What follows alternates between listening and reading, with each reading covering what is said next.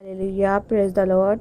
Good morning all of you and thank you so much कि आप मेरी videos को लाइक करते हैं, कमेंट करते हैं। खुदावंद आपको बहुत ज़्यादा ब्लेस करे। और अगर आपको बाइबल मुक़द्दस में से कोई भी सवाल, कोई भी बात पूछनी है तो आप कमेंट सेक्शन में मुझसे पूछ सकते हैं बिला झिझक। तो चलें जी, हम अपनी वीडियोस स्टार्ट करते हैं। तो पैदाइश 15 बाब, खुदा का इब्राहिम से अहद।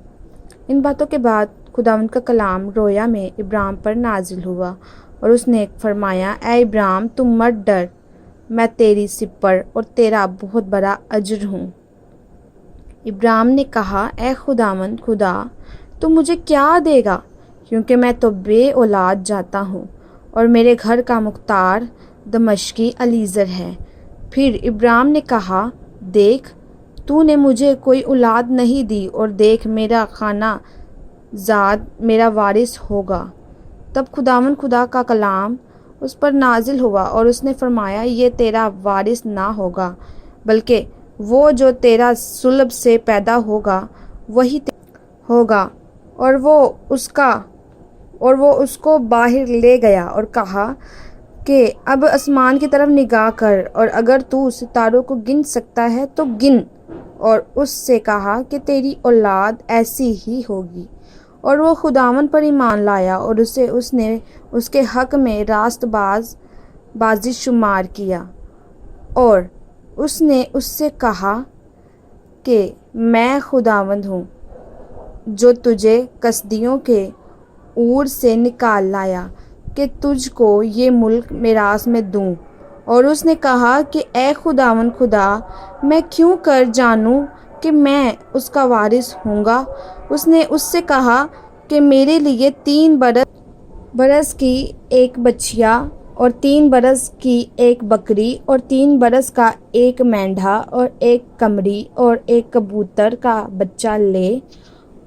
उसने उन सबों को लिया और उनको बीच से 2 टुकड़े किया और हर टुकड़े को उसके साथ के दूसरे टुकड़े के मुकाबिल रखा, मगर परिंदों के टुकड़े ना किए। तब शिकारी परिंदे उन टुकड़ों पर झपटने लगे, पर इब्राहिम उनको हनकाता रहा। सूरज डूबते वक्त इब्राहिम पर गहरी नींद गालिब हुई और देखो, एक बड़ी होलनाक तारीकी उस पर छा गई। और उसने इब्राहिम से कहा, यकीन जान कि तेरी नस्ल के लोग ऐसे मुल्क में जो उनका नहीं परदेसी होंगे और वहाँ के लोग की गुलामी करेंगे और वो 400 बरस तक उनको दुख देंगे। लेकिन मैं उस कौम की अदालत करूँगा जिसकी वो गुलामी करेंगे, और बाद में वो बड़ी दौलत लेकर वहाँ से निकल आएंगे और तू सही सलामत अपने बाप दादा से जा मिलेगा और नहायत पीरी में दफन होगा। और वो चौथी पुश्त में यहाँ लौट आएंगे, क्योंकि अमोरियों के गुनाह अब तक पूरे नहीं हुए।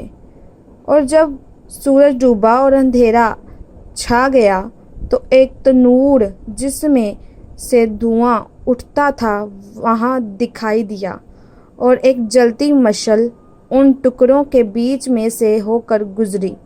उस रोज़ खुदावंद ने इब्राहिम से अहद किया और फरमाया कि ये मुल्क दरियाए मिस्र से लेकर उस बड़े दरिया यानी दरियाए फरात तक कसीनियों और कंजीनियों और कदमूनियों और हतीतियों और फर्जियों और रफ़ाइम और अमूरियों और केनानियों और जबरासियों और हबूसियों समेत मैंने तेरी औलाद को दिया।